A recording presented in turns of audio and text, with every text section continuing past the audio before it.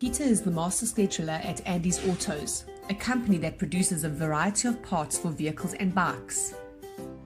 Peter's main functions include developing the master production schedule to prepare requirements for purchased and manufactured parts, maintaining desired inventory levels, developing a balance between existing and future client demands, reviewing requests of new sales orders and providing practical promise dates, supervising a schedule for manufacturing departments, evaluating data for planning information, preparing reports and suggesting actions, supervising company stability, and continuously monitoring all problem inventory and recommending solutions for scrapping and potential rework or other waste.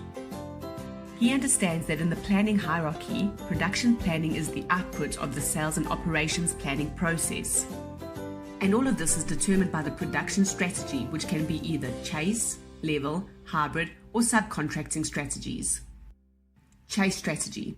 Here, the production plan is changed for each time interval of the plan to match the sales forecast for that interval. With this approach, the production always chases the demand. This approach is best used for companies who either cannot hold inventory, or to do so it is extremely expensive, while changes in production plan cost very little. Level strategy is used where the cost of making a change in the production level is extremely expensive, while the cost of holding inventory is relatively low. Production is consistent, but inventory levels keep changing to satisfy changing customer demands. Subcontracting means always producing at the level of minimum demand, but meeting any additional demand through subcontracting or outsourcing. This allows fixed costs to be kept low and constant, and for production to be continually busy at full capacity. These three strategies discussed so far are pure strategies. There are many possible hybrid or combined strategies a company may use. Each will have its own set of cost characteristics. Now, the final sales forecast will determine the monthly production output as determined by the selected strategy.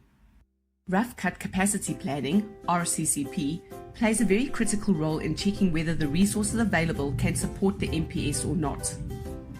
So, the production plan will use a resource bill representing the product family or group, whilst the MPS will use a resource bill showing only the end item. Let's look at Andy's Auto. The business forecast sales of car seat covers for $70,000, and the sales and operational plan uses the planning bill based on a percentage to determine that 30% of these sales will be for leather car seat covers. So that means $21,000 for leather car seat covers. Since they know a leather car seat cover costs $300, they now know that they need to produce 70. Using the resource bill, they are then able to determine the major resource requirements, be that of labor and machine time. The production plan then also projects the demand and time periods of the planning horizon line with the overall limit set by the original resource plan. So Peter now has a master production schedule that he can work from. He can also then decide to increase lot sizes, but would need to calculate if this is a feasible idea first. Andy's Autos has also considered their manufacturing strategies and have a blend of different strategies that they use after considering their customer tolerance time.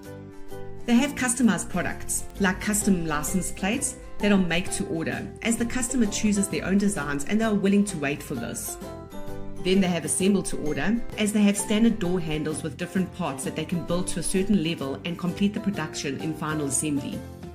They also sell cleaning products for cars, which they use the make to stock strategy for, as they have finished goods in the warehouse that they distribute to retail stores. There are also alternative manufacturing strategies that are used by manufacturers when designing the layout of their production floor, which you can read about in your practitioner's guide. Close management of inventory allows Peter to keep track of supplies to prevent shortages that could cause delays in production, which could result in angry customers as well as cash flow problems. And the master scheduler often needs to resolve the conflict between sales, who wants everything now, production, who prefers stable long production runs, and finance, who want production to run with minimal inventory holding. This is not always an easy task, but a very important one.